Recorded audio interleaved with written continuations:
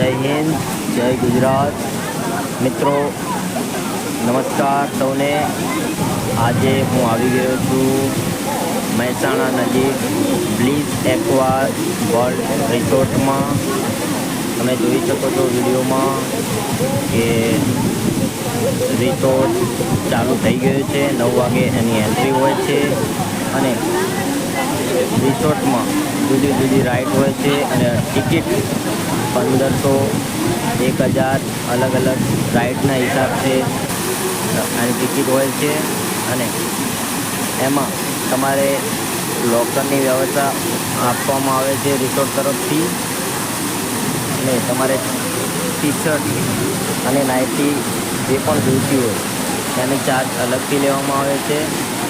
તો મારી સૌને રિક્વેસ્ટ છે કે એકવાર આ રિસોર્ટની જરૂર મુલાકાત લો.